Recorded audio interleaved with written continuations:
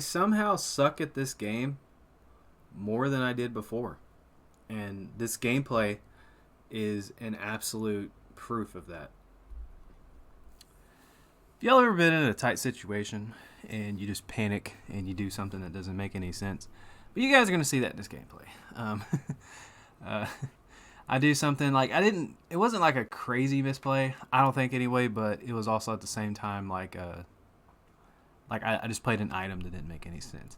And like I never claimed that like now like these days I'm like this crazy competitive player, because I'm definitely not. I'm just here to have fun. I'm just here to enjoy myself, hang out with my buddies, play some cards, and upload some stupid videos for you guys. But I'm not like one of those people that like played Phasmophobia back in its peak, that was like level 500, on stream. They'd be going into house going, okay, equip your gear.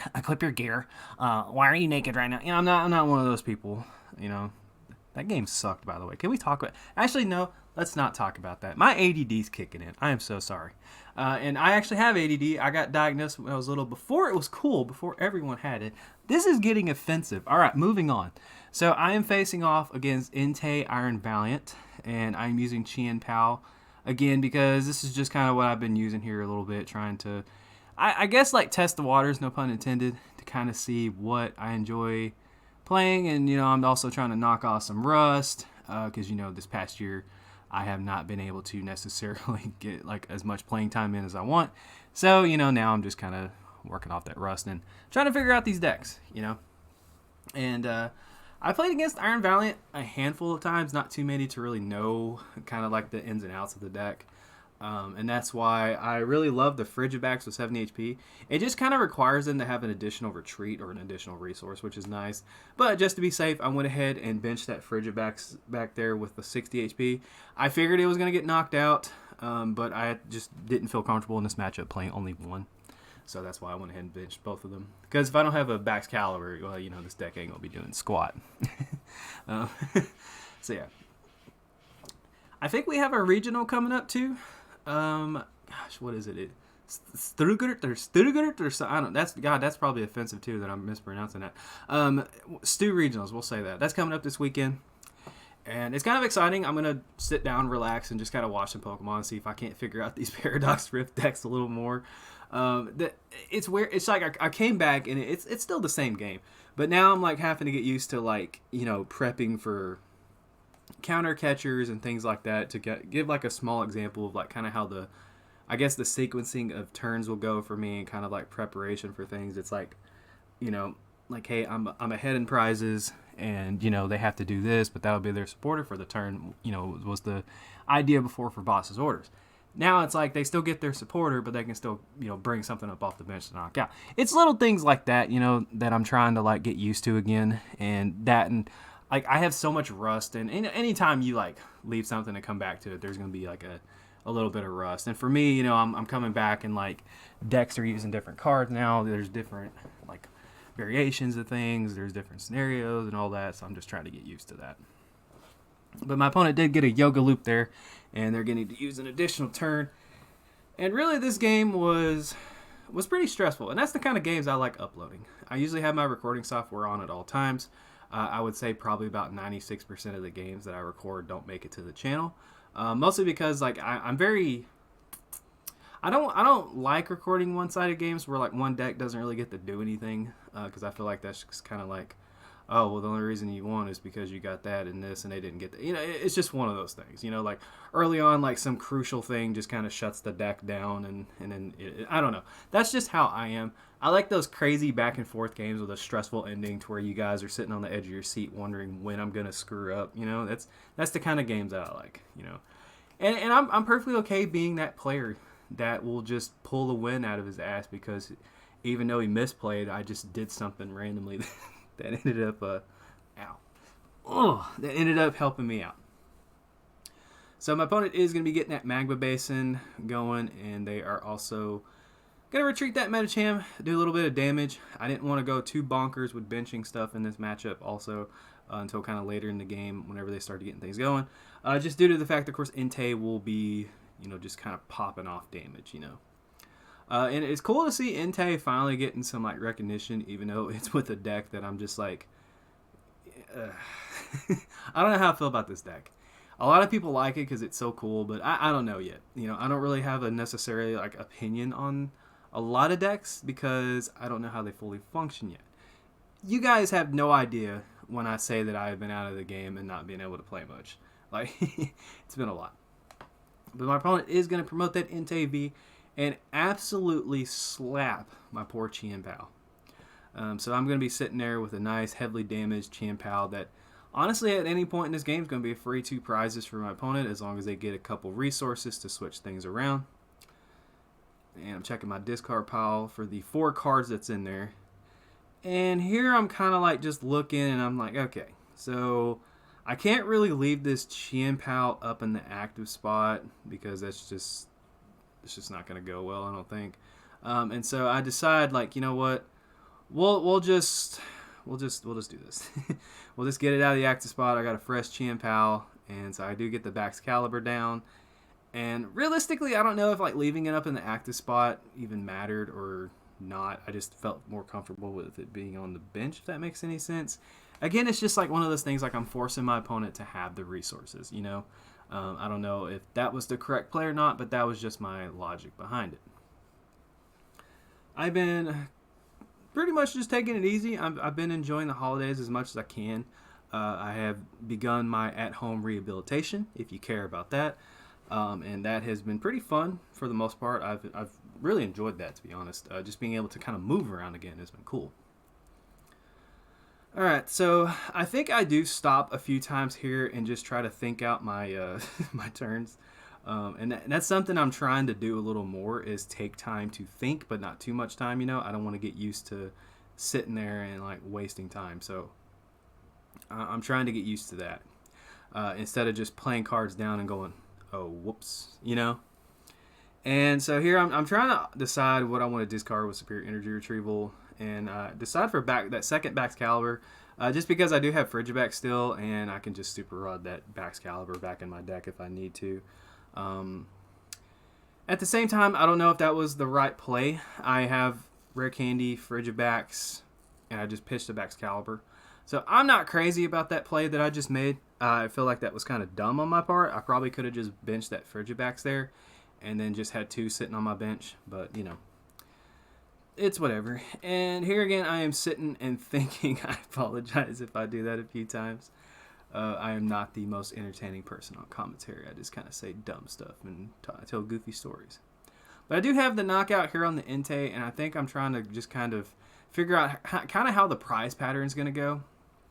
Because they're going to bring up that Iron Valiant, I think, with the booster, and then probably retreat, do the 20 damage, and then I'm walking into another Yoga Loop, or I'm walking into another one of Iron Valiant's abilities to knock it out.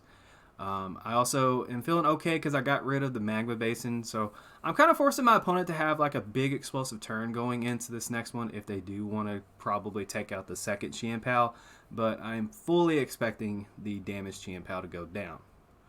So I was trying to figure out kind of like prize mapping, so they take that out, they go to 3, and then I hit again, and then they go to 1 or so, and then potentially from there I can maybe close it out.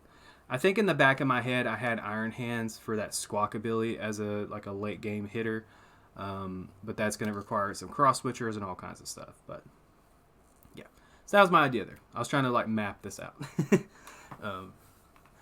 They say to try to think like 2 turns ahead, but me, I'm more of like in the moment kind of guy because, you know, like I said, I don't know how this game goes necessarily anymore like I used to, but we're working on that. So yeah, I do like the addition of Metacham. There is just so much going on in this deck that it's insane. So you got Entei, Magma Basin, and then you also have, of course, Iron Valiant, the switching cards, and then you got Yoga Loop, and I've seen like a Rapid Strike version. I think that one kind of fell off a little bit more as like the Entei version kind of came up. But we do see a Jet Energy coming up, so my opponent will be taking 2 prizes here. However, that Jet Energy kind of messes with their turn a little bit because now I don't really have to worry about Entei necessarily. I can mostly just focus on maybe taking something in the active spot out. So where I thought my opponent was going to get 2 prizes in damage, now it's looking like they're not going to be able to do that. So, again, going back to last turn, I probably could have Frigibax, Rare Candy, Baxcalibur going into my next turn. I will 100% say that that was a misplay on my part because that does come into play later in the game. So here I'm going to go ahead and promote Radiant Greninja just because it has 1 retreat cost, more HP, and I won't be giving my opponent a prize card. So that's my reasoning behind that. And we do see the, is it Tachyon bids or something like that? I don't know. We're just going to keep saying Iron Valiant. So they're going to be slowly picking away at my Chien Pao, trying to make it a little easier to knock out. But this deck that I'm using right now, it's the one that I'm using a little bit more than the others, just because, I don't know, I like the Rain Dance nostalgia to it. And, you know, there's just like several things going here. You got Greninja you can work with. You got Chien Pao grabbing energy. And, of course, you got your boy Iron Hands just chilling in the deck. So here I'm kind of contemplating what I want to do. I know I'm more than likely going to retreat this Greninja and get that out of the active spot because I'm really not going to be doing too much damage with it. And so I discard the Frigibax. I keep the Rare Candy. I discard the Hisuian Heavy Ball. Again, cannot stress enough how much I need to get my sequencing and my decision making down. Yes, I did pitch the Rare Candy for the Earthen Vessel, but still at the same time, guys, I really need to get that down a little better. So right here, I am just going to Super Cold. I have like this really bad habit to where like I'll manually attach my waters for some reason instead of forgetting to do the Super Cold. It's like that little step online where you got to click the card. I forget about that quite a bit. And so here I'm able to go down to 2 prize cards, and really I'm putting myself in a pretty solid position. I decide to Ultra Ball, get rid of these 2 other ball cards, then my hand size down a little bit, and you know, just kind of get the deck a little thinned out just in case I need to Pokestop or I need to you know, barrel for like some key cards. And so I decided to grab the Chien Pao because I feel like Chien Pao, like one more, might be a little helpful here. I do have that electric energy. Unfortunately, if I would have played the Hisuian Heavy Ball, you know what would have happened, guys? I'd have Iron Hands right now. Again, sequencing. Okay? Cannot stress that enough. Sequencing, guys. Remember when to play certain cards. I need to get that down. And so here, I'm just like, you know what? That's what I'm talking about. That's what I was talking about. I superior energy retrieval for 1 energy. This is like a freaking nightmare. I like looking back at this, like, holy crap, I'm stupid. I don't know if like I'm trying to like, yeah, I'm panicking. I can tell watching this that I'm panicking. This is hard to watch, dude. Oh, heck. Alright, so here I am. I don't know if I'm trying to load that second Chien Pao. I don't know what my thought process here was. But I'm going to go ahead and Hellblade here. Oh, dude. I don't know what I'm doing. And it's like, I don't know. I feel like a lot of people could look back at old gameplays. Not to this extent. Not to what I'm trying to compare this to. But I feel like a lot of people could look back at some old games and be like, you know what? I shouldn't have done that.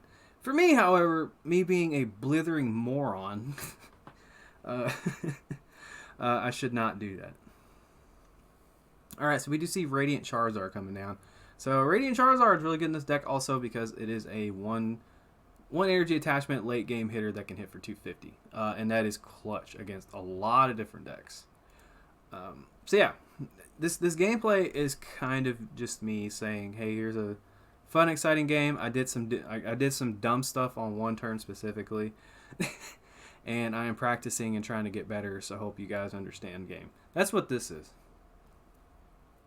But I am going to be trying to get out and play more and practice more IRL as well, just because I know that I need to try to practice a little more and, you know, get some like reps against some other people. Online and IRL are 2 different things, but at the same time, it's like, you know, you're going to get reps regardless. So we do see an energy attachment onto that Charizard, and so if he's able to promote that, which I think he is, that is going to be taking out my poor Chien Pao. As I stretch. Actually, no, I think this is where he knocks out my Baxcalibur. That's right. So I don't know how the whole game would have went if I benched that second one. I really don't. But I am going to be down a Baxcalibur, and Iron Hands, that out is completely gone now. And I do have 2 energy for my Chien Pao. So my stupid turn, where I did a bunch of crap that didn't make sense, is actually maybe going to come in clutch here. So I do go ahead and super rod these 3 energy back in. And my game plan here is I got to go for a cross switcher and I got to knock out Squawkabilly. So right here, I'm trying to figure out, okay, what is going to get me the most cards? Do I want to attach this Radiant Greninja? I'm like, no, because I have my cross switcher play. That's my only out. So I bench the Iron Hands, do the Industrious Incisors. There we go. And then if I pitch an energy with Radiant Greninja, that'll be 2 additional cards. And then if I Pokestop, that'll be 3 more cards. So that is kind of my idea there. I'm like, that is going to get me the most. Again, guys, sequencing, very important. So Industrious Incisors. Now I'm like, all right, I'm going to do Conceal cards first. Just go ahead and pitch that. There we go. So there's 1 cross switcher. I have 12 cards left in deck. I'm looking at 3. There we go. I end up getting the cross switcher to bring up that Squawkabilly and close out the game. Again, that 1 turn, it ended up helping me, and I feel like that's the gimmick of this channel. But holy crap, do I need to practice more. And these are the kind of games that I hate and love uploading because it's like, holy crap, I suck. But, hey, I'm teaching you guys, right? Don't forget to like, follow, and obey.